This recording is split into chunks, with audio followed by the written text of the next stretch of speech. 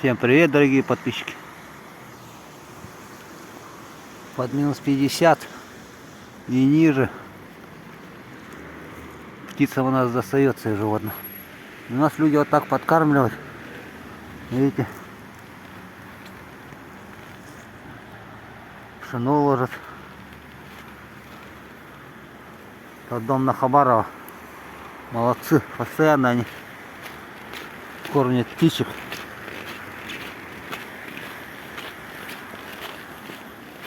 Тут еще такую повесили штучку. Сейчас я вам покажу. А то спрашивают некоторые подписчики, что у вас с животными, что вы делаете. Вот, видите, такую штучку сделали с орешками. Подвесили. Помогает. А моя кормушка не работает.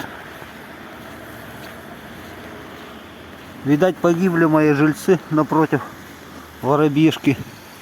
Что-то их совсем не видно. Такой мороз, конечно. Ладно, всем привет. Якутска, привет, Якутия. Помогаем, чем можем животным и птицам.